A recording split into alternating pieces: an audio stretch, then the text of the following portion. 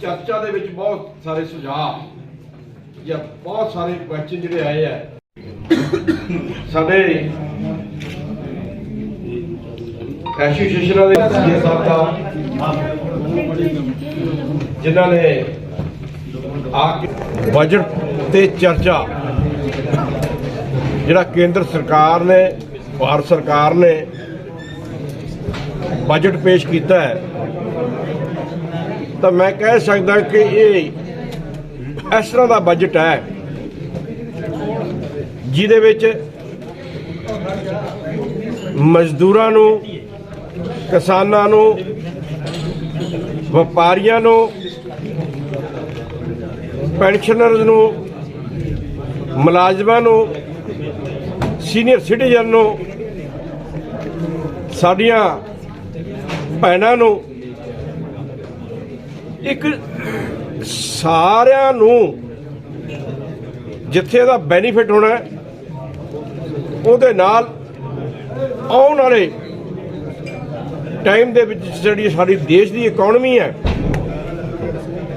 ਉਹਨੂੰ ਬੂਸਟ ਕਰਨ ਵਾਲਾ ਬਜਟ ਹੈ ਉਹਦੇ ਤੇ ਚਰਚਾ ਹੋਈ ਹੈ ਔਰ ਚਰਚਾ ਦੇ ਵਿੱਚ ਸਾਡੇ ਵਿੱਚ ਬੁਲਾਰੇ ਮਨੀਸ਼ ਬੰਸਲ ਜੀ ਸੀਏ, ਪ੍ਰਦੀਪ ਬੰਸਲ ਜੀ ਸੀਏ जिन्हों ने आके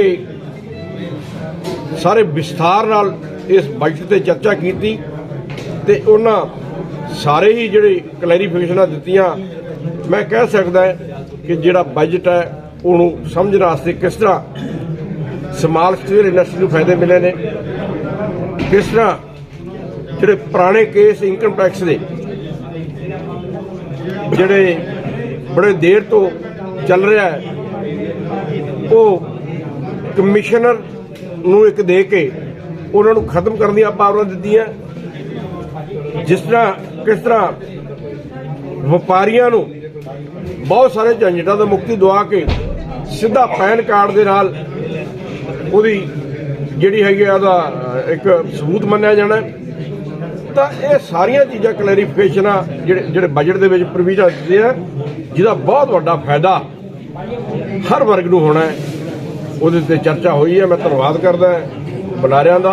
ते धन्नवाद करदा सारा जिन्हां ने पार्टिसिपेट लोकां वास्ते भारतीय जनता पार्टी की जो भी सरकार आई है जिथे राशन फ्री दिता जा रहा है, उज्जवला योजना के तहत राशन गैस सिलेंडर दिते जा रहे हैं और उन्हां दी बीमारी वास्ते आयुष्मान भारत जिहड़ी बीमार होने ते जिहड़ी फैसिलिटी मिलती है वो दिता जा रहा है, हर घर नूं पानी दिता जा रहा है, हर घर नूं हर गरीब परिवार नूं जिहदे कोल मकान नहीं मकान दिता जा रहा है और उस स्कीमां दे विच वाधा भी कीता है। तो मैं कह सकदा कि गरीबां वास्ते बहुत कल्याणकारी बजट है। उन्हां दा कहना कि जिहड़ी कणक है ये पंजाब सरकार ने जिहड़ी इत्थों देखो सरकार जिहड़ी सुत्ती पई है, जिहड़ी सेंटर की अनाज की साਂਭ संभाल की जिहड़ी अथॉरिटी है वो पंजाब सरकार की है, वो संभाल नहीं किया जा रहा, उन्हें खुरद किया जा रहा है, माड़ा अनाज लिया के गरीबों के विच वंडिया जा रहा है, चंगे अनाज की जिहड़ी हेरा फेरी हो रही है पंजाब सरकार का इहदे विच बहुत वड्डा जिहड़ा है मैं कह सकदा दोष है। और असी सेंटर सरकार तो बेनती करके ये जिहड़े इस तरह के मामले है उहदे ते इंक्वायरी कराउण दी मंग कर रहे हैं। Bansal by profession chartered accountant, x chairman Bathinda branch. तो कहना चाहूँगा जिस तरह से आज बजट पर चर्चा की जाएगी। देखो जी, ये बजट जो है कोई भी इलेक्शन के लोक लुभावन चीज़ों से प्रभावित नहीं है। जो अपनी भारत की ग्रोथ मोमेंटम को मेंटेन करने के लिए जिस तरीके का बजट जिसके अंदर डेवलपमेंट की संभावना, कंप्लायंसेस को प्रॉपर करना और जो विषमताएं थी बिजनेस की, जो प्रॉब्लम्स थी, कॉम्प्लिकेशंस थी, उनको सरलीकरण की ओर लेके जाने वाले 50% एक्सपेंडिचर फिक्स है। तो ये भारत की खूबसूरती है। जब सारी दुनिया मंदी के दौर से गुजर रही है तो भारत में आपने बड़े पैमाने पे नहीं सुना होगा कि नौकरियां गई, क्योंकि अगर जनसंख्या हमारी मजबूरी है तो जनसंख्या हमारी ताकत है। तो अगर 80% इकॉनमी हमारी आपके कहने के अनुसार यहीं से प्रोड्यूस होगी, यही कपड़, तो हमारी जीडीपी तो कभी वीक होनी नहीं है। फिर उसका मतलब फिर तो मंदी से वैसे ही बाहर है। की बजट की फाइन लैंग्वेज पढ़ेंगे तो सरकार ने अगले 5 साल में आने वाले 7 साल के अंदर टारगेट लिया है कि बाय 2030 हम डेवलप्ड कंट्री की श्रेणी में आ जाए। डेवलप्ड कंट्री की श्रेणी में तभी आएंगे जब हमारी पॉवर्टी बिलो पॉवर्टी लाइन जो आप बोल रहे हैं 37% से वो खत्म हो जाए। तो 23 और 2030 7 साल के अंदर अगर गवर्नमेंट ये टारगेट ले रही है और अगर आप ये देखें कि पिछले हर साल से हम 55% से शुरू होकर 42 और 37% पे बिलो पॉवर्टी लाइन खड़े हैं और उसमें आंकड़ों का भी खेल है। अगर आज आप ये देखेंगे क्या वो सारे पॉवर्टी लाइन वाले वाकई पॉवर्टी लाइन वाले, वो एक आंकड़ों का भी खेल है। बट सरकार का टारगेट है कि 2030 तक पॉवर्टी बिल्कुल एलिमिनेट की। सरकार ऑलरेडी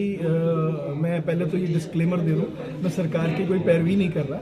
बट जो किसानों के लिए है एग्री स्टार्टअप तो एक बहुत बड़ा इंसेंटिव लेके आई है। अभी तक हमने टेक्निकल स्टार्टअप सुने, अभी तक हमने